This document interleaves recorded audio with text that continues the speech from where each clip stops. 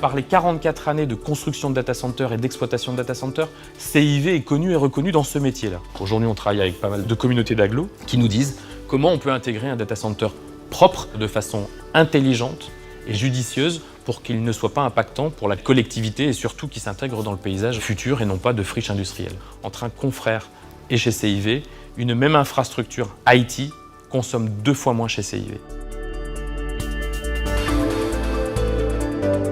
En 1974, il y avait déjà les problématiques d'énergie, qu'on a l'impression, soudainement, on va commencer à s'inquiéter d'un phénomène. Et donc tout ce qui est porté aujourd'hui en termes de valeur dans cette entreprise, c'est de construire un avenir sur une révolution industrielle qu'est le numérique. Et aujourd'hui, le CIV est toujours là, puisqu'on fait toujours du chauffage, et on le fait de façon différente, en accumulant de l'énergie, que sont les data. En matière de performance, aujourd'hui, on cherche l'autoconsommation, on cherche les cibles de la loi sur la transition énergétique. On cherche également à influencer nos clients, nos partenaires, nos collaborateurs dans une démarche qui soit effectivement au niveau environnemental un peu plus vertueuse. On a un territoire qui est propice à pouvoir faire ce que j'appelle du green. C'est un volet global.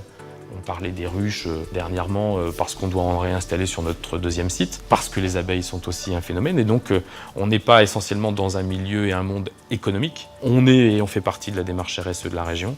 On fait partie de la 3e révolution industrielle.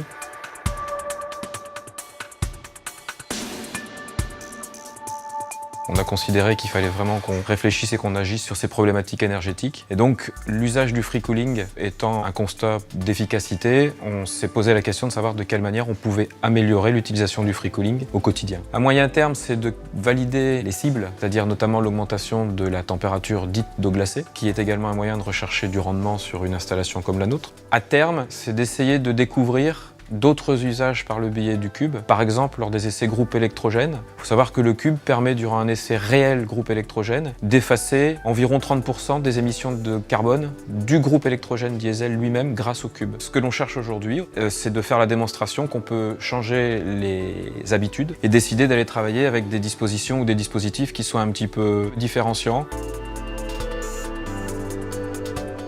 Il y a une appétence à vouloir travailler avec des sociétés françaises. La vision d'un groupe comme Schneider, c'est qu'est-ce que l'on va faire demain et comment on va l'utiliser. Schneider a compris aussi qu'il y avait demain un marché sur le marché de la voiture électrique.